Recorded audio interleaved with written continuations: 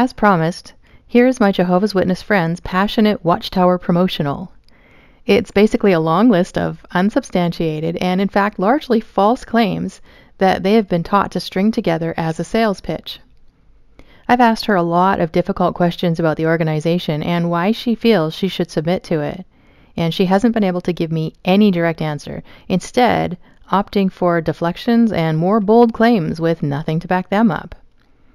Underlying all of this is the reality that she doesn't know anyone who is higher up in the organization and also knows nothing about them personally or why they are supposedly qualified to take on this authority over her. What she's doing here, I think, is basically more for her own purpose than for mine. She knows by now that just stringing together these audacious claims is not at all convincing to me. But she does it anyway because it's what they're taught to do when things start to get difficult. It's a kind of powerful reinforcing indoctrination technique that the organization uses to keep them from venturing out into the realm of thinking critically for themselves. Instead, they have this go-to tactic that basically allows them to turn their minds off and just recite their indoctrination. It provides a feeling of comfort and safety and even pride, in contrast to the troubling feelings that thinking for yourself can cause. I have cut her off at times in the past to keep her from going too far down that path, but this time I just let her say her piece because I knew she was probably feeling pretty worn out by all the questions we had discussed already. And as you probably noticed in the past few videos, there is no way she was going to let me get a word in at this point anyway.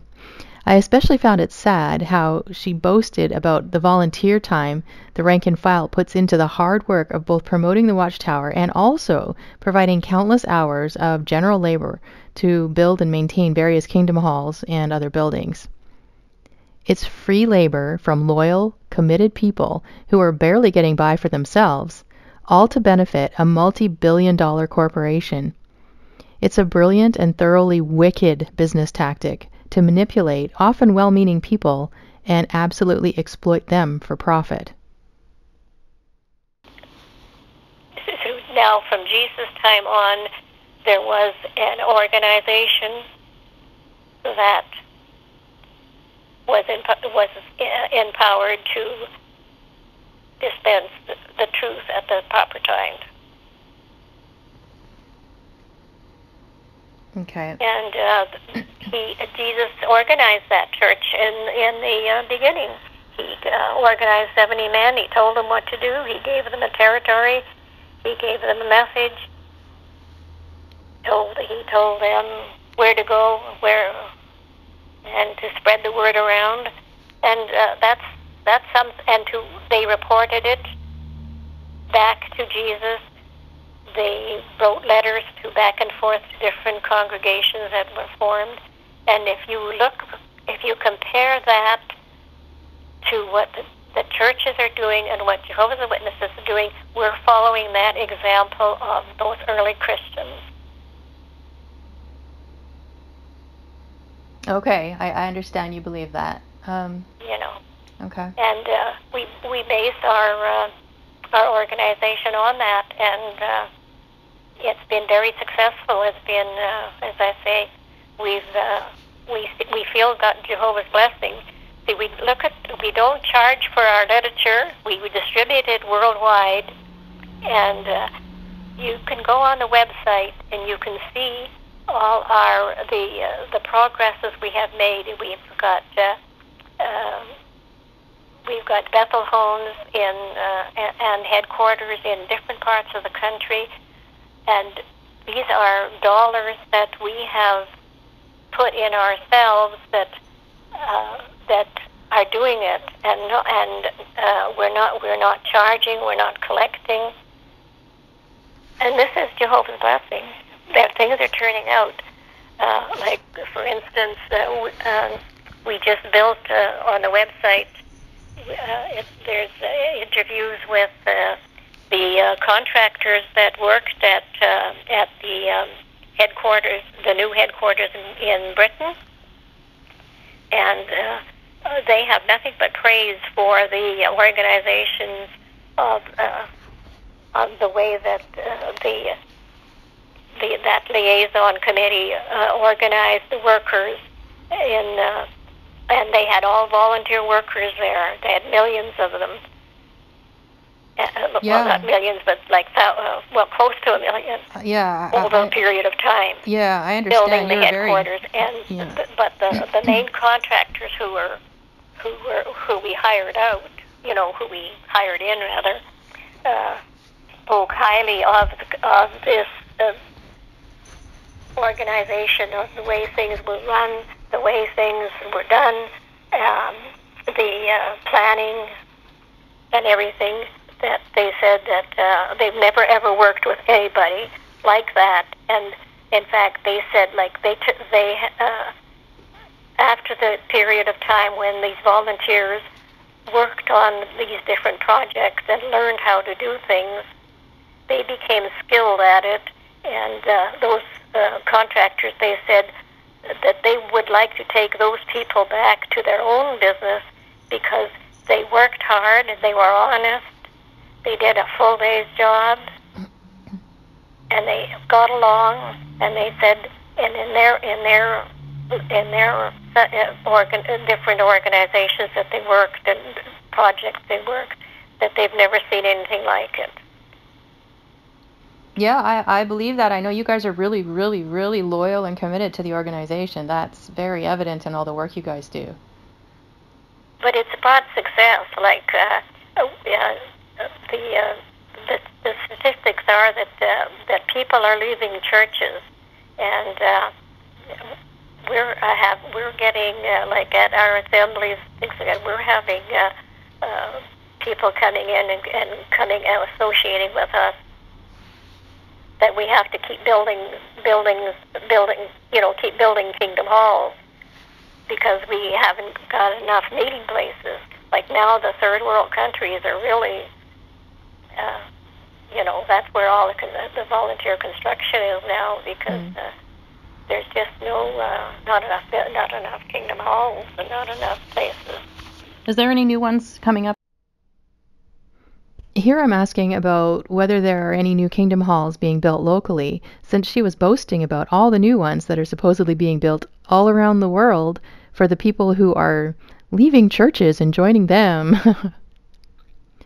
Like in many places around the world, Kingdom Halls here are being sold off, and whole congregations are being consolidated to meet in just one hall with multiple meetings throughout the day. This is sometimes, maybe often, because numbers are dropping to a point that they can't financially maintain the buildings anymore. So they shut them down and sell them off, with full profits going to the organization after the local members themselves have put in so much time and work building and maintaining it for them. What they get in return is a longer drive to another Kingdom Hall somewhere else in town, or even sometimes in a whole other city. Oh, sure, there's new ones baptized all the time. No, I mean like new buildings being built. No, we're trying to readjust to accommodate so that adjust our territory so that we can get full halls in each place, rather than how a city grows in a certain direction. Mm-hmm. So then you want to build a new building there. Mm-hmm. But we're redirecting because we want to be sensible. We say we'll redirect ourselves so that we can fill more halls and redistribute the people to the different halls that are existing now. Mm. So we're not, for the present. The only one we may do is we may build one at the end, but we'd sell the property that we are on now. Oh, okay. Because it's too small. Oh, okay. But interesting. As I say, we've redirected so that they could some go to the other hall, which means they have a little further drive or something, Mm-hmm. But we've redistributed people to go different. Oh. Okay. Okay, interesting. Like I say, they have to maybe go a little further, but then they're willing to do that. Yeah. Okay. Well, you are a fount of information. Well, it's an interesting organization. I'm lots going on with it. Mm-hmm. Mm-hmm. All right. Well, thank you again for a lively conversation. Yeah. Yeah. It just bears worth thinking about. For sure. What I admire, because I always want to know what I'm talking about, Mm-hmm. and I investigate other, what people think, and in talking. So that's the first thing when you talk to people, you want to know what they believe in. Mm-hmm. So you get to really get a fountain of information from the individuals of what their so-called faith is. Mm-hmm. Their so-called faith? I think she's being a little more direct with me here about how little respect she has for anyone outside of the organization. I still find it funny, though, that she claims to be gathering information from people that she talks to, because we can see so clearly from these conversations that she only ever believes what the Watchtower tells her other people believe, and completely ignores what she's told by actual people of other faiths. So then, of course, when you investigate that faith, then and then line it up against what I believe, then everything has to be so reasonable, and we can't read anything into the scripture if when you read the scripture, read it, and first thing that comes to your mind, then what those words say, that should explain it. We don't need words to explain a scripture, Yeah, we should be able to just read right through the whole passage. The truth is so simple. What Adam had in the beginning, he had that perfect life. He was a perfect person. He had a relationship with God, Jehovah. Jehovah is the only God mentioned in the Hebrew scriptures. Yeah. And the Hebrews were the ones that God chose as his nation. Mm-hmm. He would identify himself with that. He would know, they would know. They had association with him for centuries. Why would Jehovah withhold information that he was three persons in one God? And why would those Israelites, right up to the time that Jesus came on the earth, not believe that man was created to live on the earth? There was no conception at all ever during the Hebrew relationship with God that they ever knew or thought that God had that plan that they would only live on the earth for a little while, and it was going to be a training ground, and then they would go to heaven. Well, that's maybe that's something we could talk about next time, since you brought it up. Because if you see if you think about it. At this point, we had been talking for nearly 3 hours, and I really needed to wrap things up. But listen to the fallacy of the false dilemma or false dichotomy that she uses here, and that JWs often use. They pit people living in heaven versus living on earth, as if that's the core subject. But in fact, for Christians, it's all about being with the Lord, loving, worshiping, enjoying, and serving him forever, versus being outside of Christ and under the just wrath of God. It has never been about a physical destination. I guess she was feeling like she was on a roll at this point, though, so wanted to try and get in one more argument before we signed off for the day. If when Adam sinned and was tempted by Satan,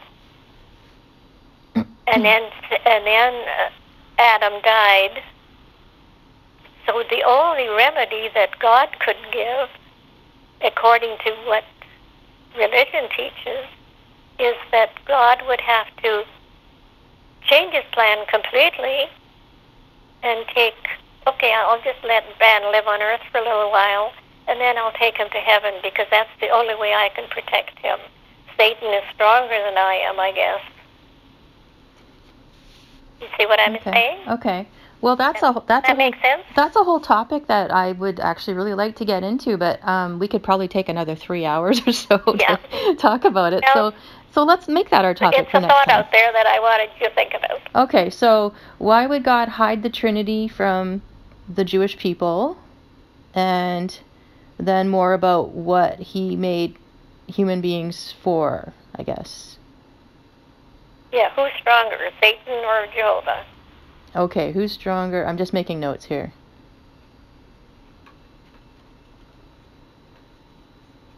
Because it's basic, that one basic truth, that one basic fact. Well, don't keep me in suspense, and then we'll we'll talk about it next time. Okay. Yeah.